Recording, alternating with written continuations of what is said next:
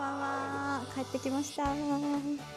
先日現役を引退された山口市出身の卓球石川佳純さんを今日は KRY の山口支社にお招きしています。石川さん、23年間本当にお疲れ様でした。ありがとうございます。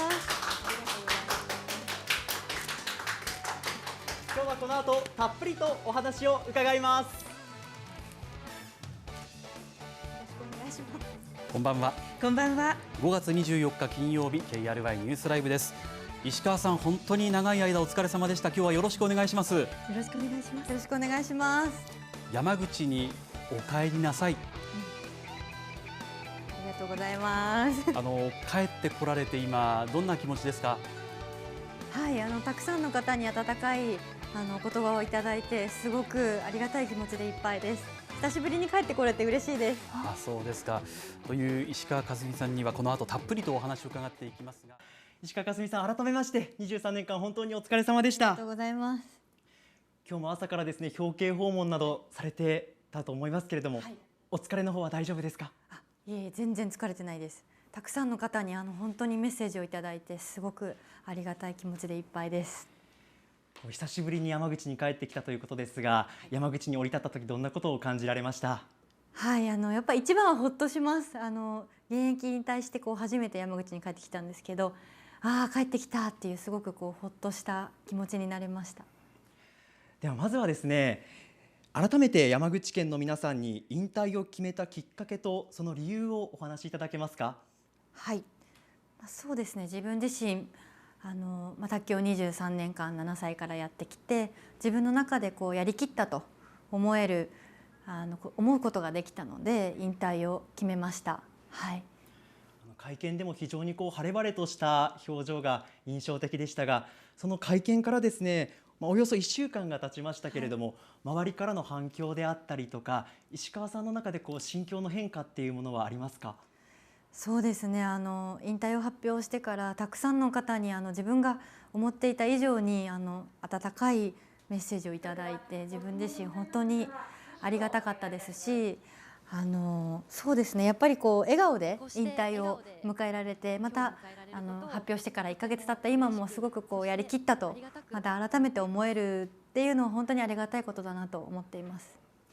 そしてですね、会見の中では流暢な中国語の受け答えというのも話題となりましたけれども、海外からの反響というのも大きかったんじゃないですか？そうですね。中学生から中国のコーチの方にずっと指導していただいて、その中で中国語を覚えるようになって、中国に試合に行った時は現地のファンの方が現地ですごく応援してくれるっていうのは本当に自分自身思ってもみなかったので、すごくありがたくて、また最後は現役の最後の試合が中国になったんですけど、中国のファンの方にも挨拶ができてすごく嬉しかったです。さて、石川さんは小学校卒業までを山口市で過ごされました。ここでですね、山口放送に残るライブラリーの映像を少し振り返ってみたいと思います。石川さんもぜひ一緒にご覧ください。卓球選手の両親のもと、山口市に生まれた石川さん。卓球を始めたのは7歳、小学1年生の時でした。石川さん、山口放送が初めて取材をさせていただいたのは小学3年生の時なんですけれども、はい、この頃のことっていうのは覚えてらっしゃいますか？もちろん覚えてます。今日撮影してくださってるカメラマンさんの方が我が家に来てくださって撮影してくれたのをよく覚えてます。今そして小学校5年生の時の映像が出てますが、はい、もうこの時にはすでにオリンピックに出たいっていう言葉があったということなんですが、はいはい、オリンピックを意識し始めたのはいつ頃だったんですか？そうですね。この時はまだ自分にとってオリンピックはやっぱり夢舞台で、正直現実の目標っていうにはまだまだ遠い存在だったんですけれど、やっぱり高校2年生3年生ぐらいにオリンピックが目標という形に変わったかなと思います。何かそれを意識し始めたきっかけとなった試合とかもあるんですか？そうですね。やっぱり世界選手権2010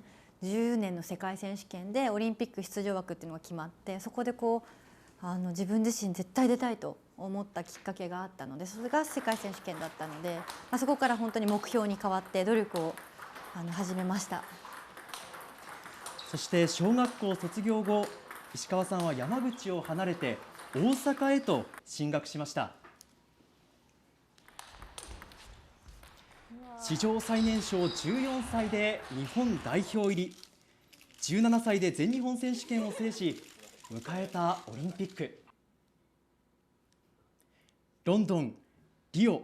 東京と3大会連続でメダルを獲得されました。石川さん、このオリンピックの舞台、どんな気持ちで挑まれてましたか？はい、本当に4年に一度の最高の舞台だと思います。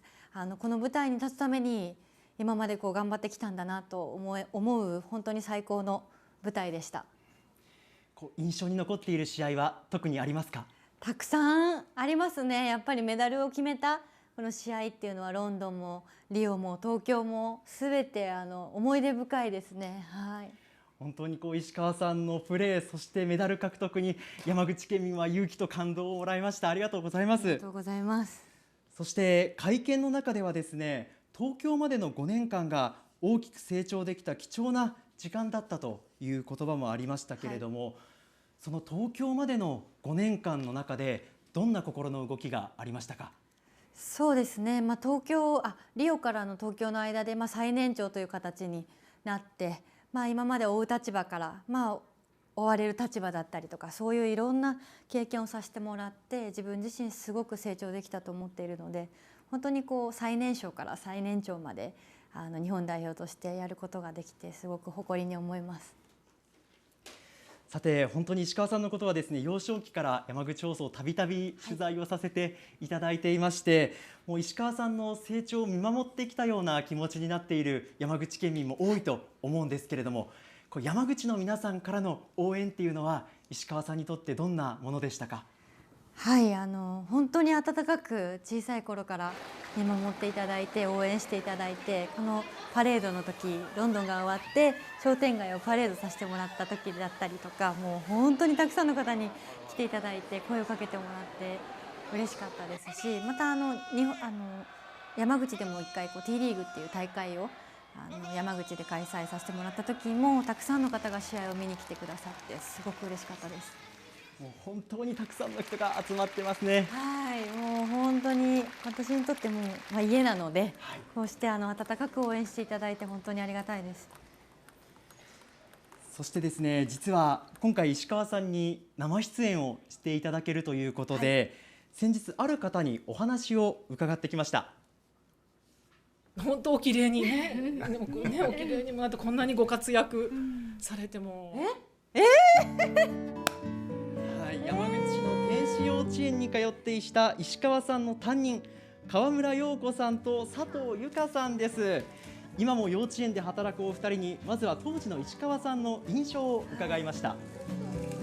クラスのリレーとかする時とかでもみんなで頑張ろうって言ってこう奮起させたりとか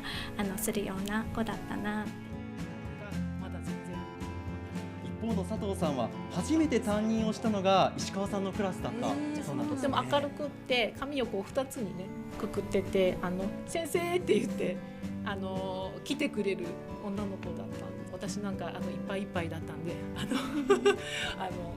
先生としてだからとても助けられたというか、はい、それで楽しい毎日を送れてました。ところでですね、川村さんが今回こんな手紙を見せてくれたんです。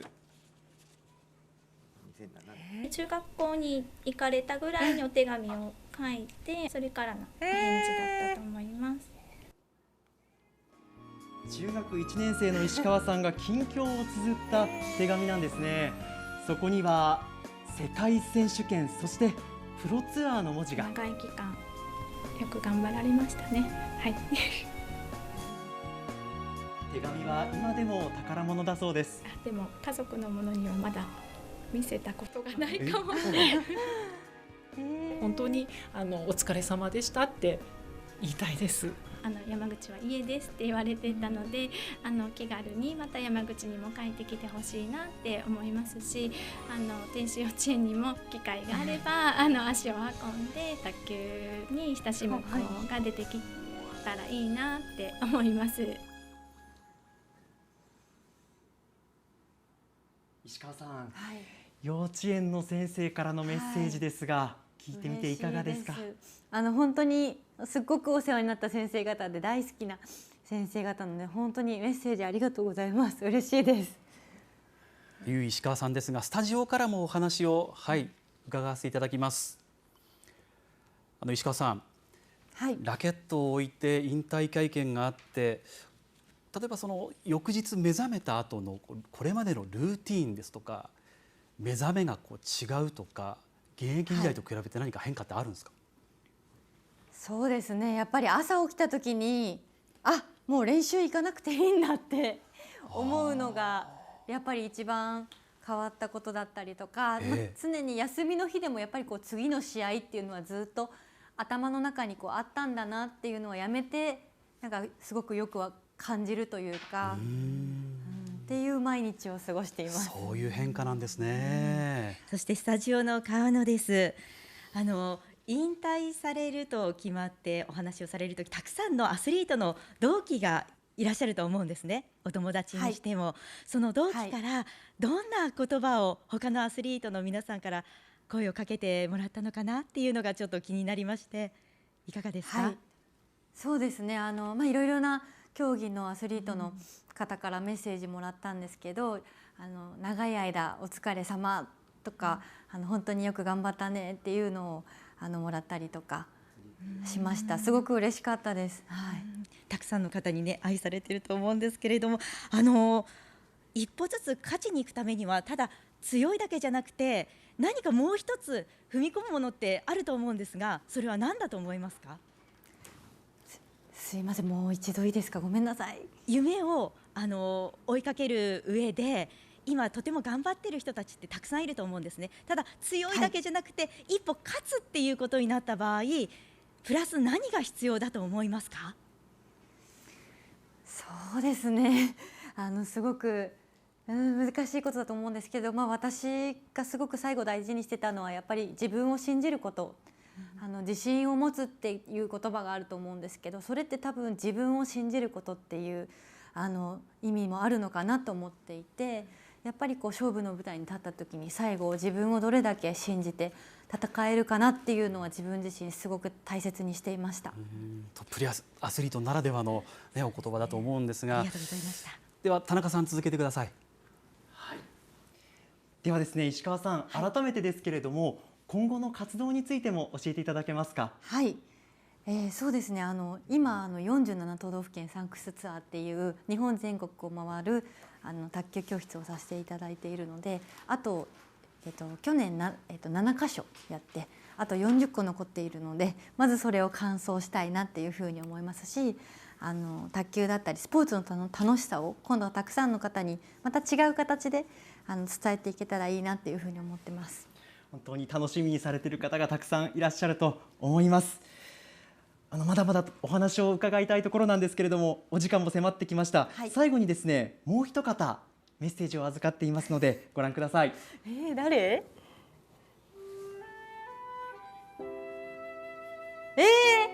石川さん、どなたなのかご紹介いただけますか？母です。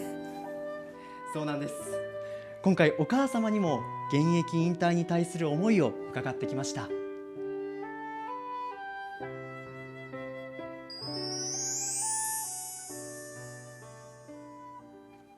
そうですね、大体、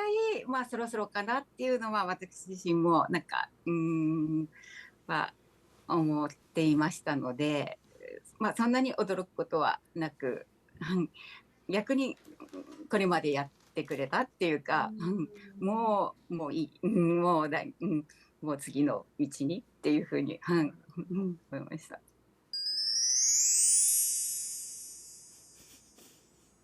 もちろん強い選手になってほしいんですけど、また一卓球選手である前に人間として、でそれを卓球を通して、大切なものを、伝えられたらいいかなっていう思いで大会とか行った時に、主催者の方だったりお世話になってる人にその挨拶はすごい大切なんだよとか言って、初めは一緒にしてたんですけど、そのうち一人で「はい先行っといで」とか言って、もともとはすごい恥ずかしがり屋だったので、その挨拶をもう一人で行ったりするのがもうすごいなんか嫌だったっていうか、ちょっとこうちょっとだったけども、ある程度大きくなった時にやっぱりそれはすごく言ってもらって、あの時に自分がその挨拶とかいろいろ自分ができることによって、やっぱりその自分もすごくうまくいろんなことで可愛がってもらったりできるので、それはなんか感謝してるみたいなことは、聞きました。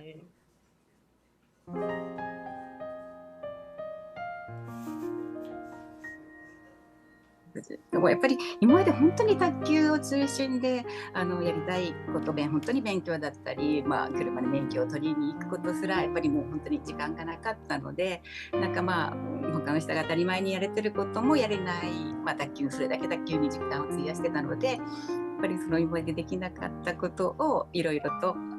体験してほしいと思います。23年間お疲れ様でした。本当になんか一緒に今となっては世界をいろいろ転戦して回ったこととか、そういうこともいろいろ思い出されて、当時は本当に辛いこととかもいろいろあったんですけど、今になってはもう本当に普通では経験できないことを私も経験させてもらって、でもこれからもまた違うことを通していろいろやっていけたらと思います。お疲れ様でした。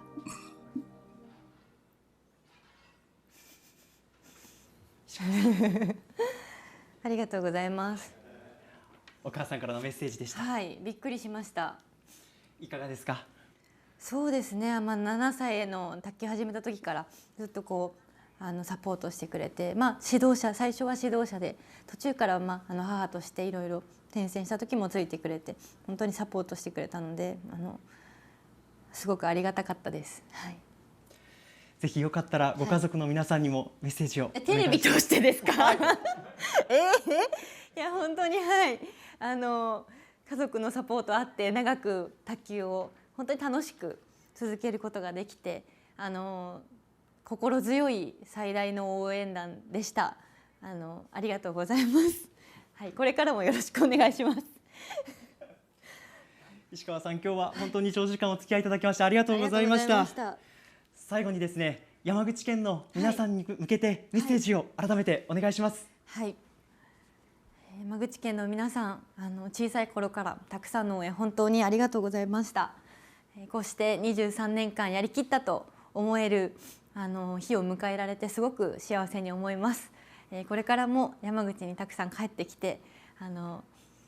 ゆっくりしたいなと思っています。これからもどうぞよろしくお願いします。石川佳純さんでした。今日は本当にありがとうございました。ありがとうございました。石川さん、ありがとうございました。ありがとうございました。ありがとうございました。先日現役を引退されました石川佳純さんにお話を伺いました。